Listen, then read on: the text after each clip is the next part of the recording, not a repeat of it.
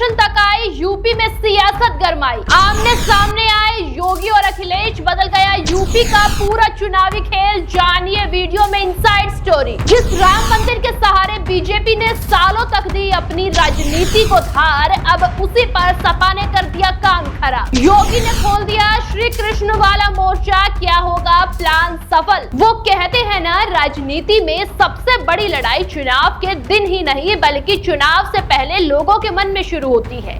जो पार्टी जनता के बीच अपना मुद्दा सबसे मजबूत तरीके से पहुंचा देती है, वही चुनावी मैदान में बढ़त बनाने की कोशिश करती है। दोस्तों, यूपी में इस समय कुछ ऐसा ही माहौल है, क्योंकि पिछले कुछ दिनों से सियासत का केंद्र अचानक बदल गया।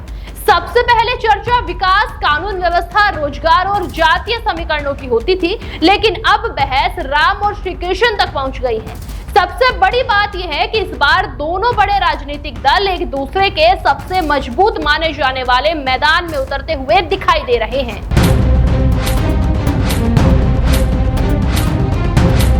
नमस्कार, मैं हूं आपके साथ बबली। दोस्तों, समाजवादी पार्टी राम मंदिर से जुड़े मुद्दों को लेकर सरकार से सवाल पूछ रही है, जबकि बीजेपी श्री कृष्ण जन्मभूमि के मुद्दे को सामने रखकर समाजवादी पार्टी से जवाब मांग रही है।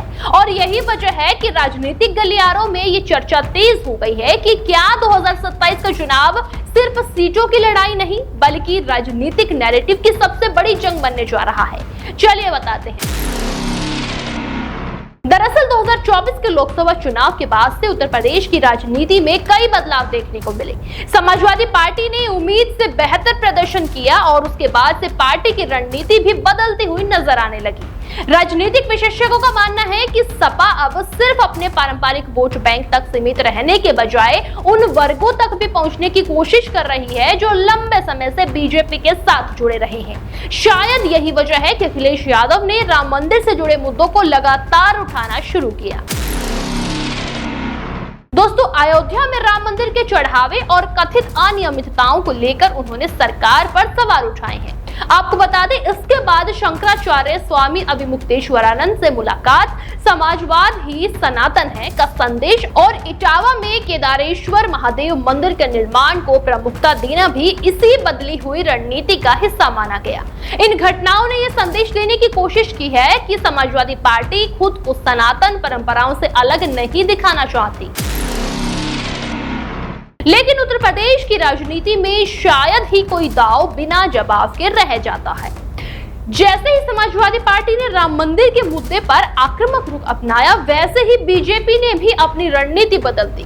दोस्तों, योगी ने सार्वजनिक मंच से कहा कि अगर कोई खुद को सनातनी कहता है तो उसे श्री कृष्ण जन्मभूमि के मुद्दे पर भी अपना रुख स्पष्ट करना चाहिए। दोस्तों, इसके बाद से उप मुख्यमंत्री केशव प्रसाद मौर्य ने भी समाजवादी पार्टी से यही सवाल पूछा।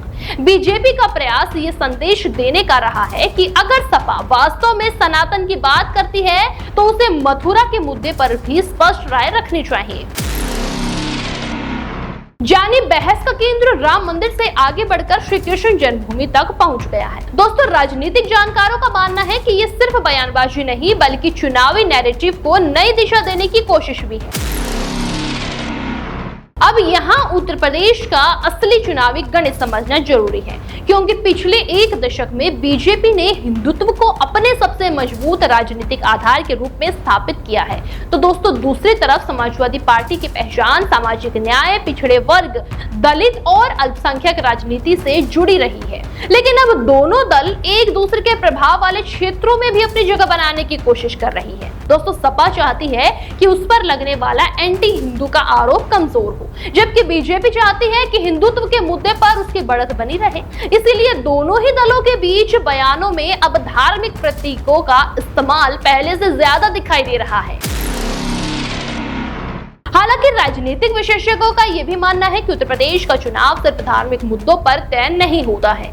यहाँ विकास, रोजगार, शिक्षा, कानून, महिलाओं, युवाओं और स्थानीय समीकरणों की भी उतनी ही बड़ी भूमिका निभाते हैं।